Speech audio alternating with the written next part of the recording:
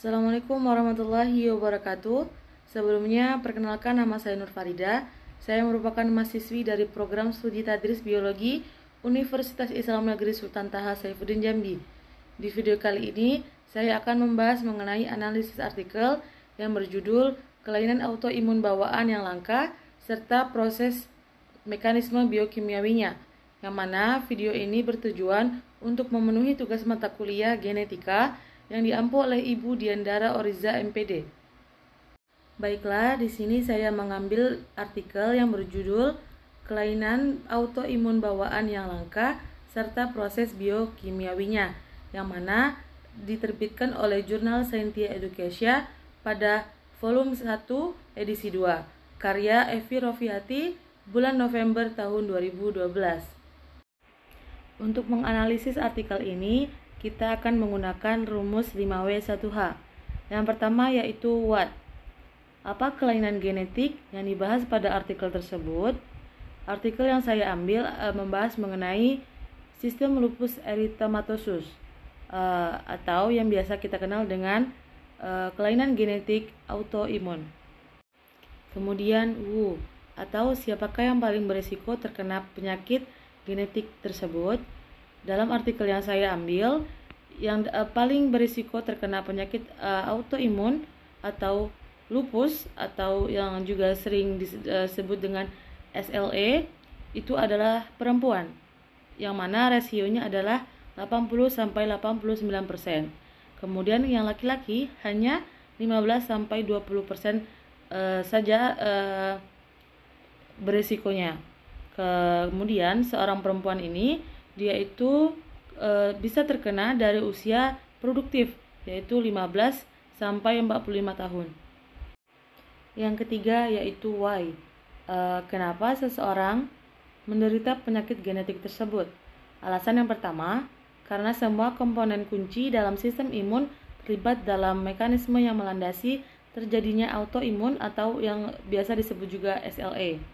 Kemudian alasan yang kedua, sistem imun seharusnya memiliki keseimbangan atau homeostatis agar dapat cukup sensitif terhadap infeksi dan dapat mengenali tubuh sendiri, sehingga tidak akan terjadi pergerakan yang sensitif dan menyerang tubuh sendiri. Dan terakhir, stimulus ini menyebabkan kerusakan sel yang karena adanya variasi genetik dalam komponen imun sistem yang berbeda. Akhirnya, pada kompleks antibodi ini merusak pembuluh darah di area kritis seperti glomerulus pada ginjal yang menyebabkan SLE. Mekanisme pertama yang paling dicurigai sebagai penyebab dari SLE atau biasa juga disebut dengan autoimun, juga sering disebut dengan lupus, ini adalah faktor genetik. Beberapa gen yang paling penting dalam kejadian SLE ini terdapat pada major histocompatibility complex. Gen-gen ini berhubungan dengan respon imun pada sel limfosit T, sel B, makrofag, dan sel dendritik karena mengkode peptida pada molekul reseptor di permukaan sel. Ini merupakan uraian dari Rahman dan Eisenberg pada tahun 2008. Dan yang terakhir, ada beberapa gen yang diduga memiliki peran dalam insiden lupus yang diantaranya terdapat pada tabel berikut. Selanjutnya adalah when, atau kapan seseorang dapat terkena kelainan atau penyakit genetik tersebut. Seseorang dapat terkena penyakit autoimun ini akibat dari beberapa faktor lingkungan, seperti salah satunya adalah terkena paparan sinar ultraviolet, kemudian menggunakan obat-obatan, selanjutnya terpapar virus, dan yang terakhir adalah pewarisan genetik. Ini adalah rumus yang terakhir yaitu where atau di mana. Pertanyaannya, di mana kelainan genetik itu terjadi? Penyakit SLE atau autoimun atau lupus ini memiliki gejala yang tidak spesifik, sehingga para penderitanya sering berganti-ganti dokter karena setiap dokter mendiagnosa yang berbeda-beda.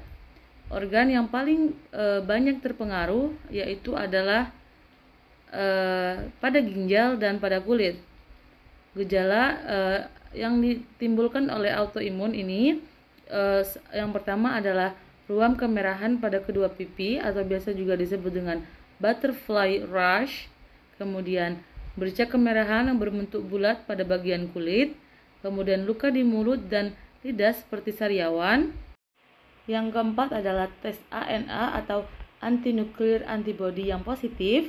Selanjutnya, gangguan pada sistem kekebalan tubuh. Yang keenam, gejala pada paru-paru dan jantung, yaitu terdapatnya selaput pembungkus yang terisi cairan. Yang ketujuh, gangguan pada ginjal, yaitu terdapatnya protein di dalam urin. Selanjutnya yang kedelapan, nyeri pada sendi-sendi.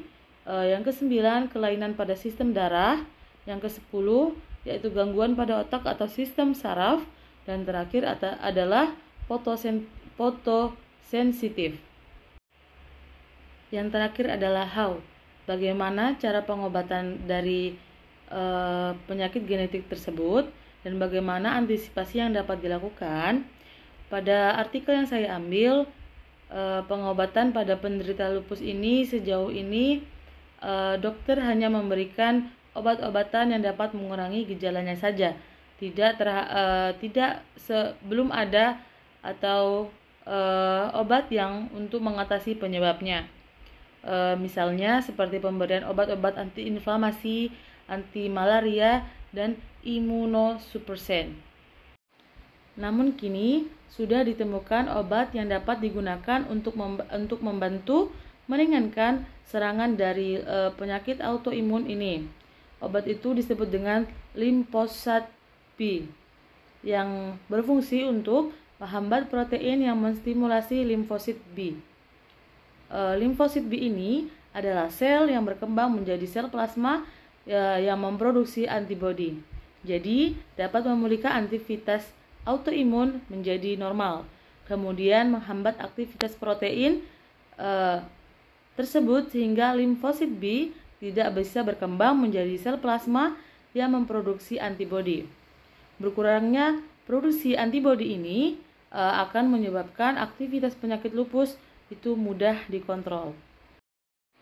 Baik, itulah tadi ulasan mengenai kelainan autoimun bawaan yang langka dan mekanisme biokimiawinya. Itulah yang dapat saya sampaikan. Saya akhiri, wassalamualaikum warahmatullahi wabarakatuh.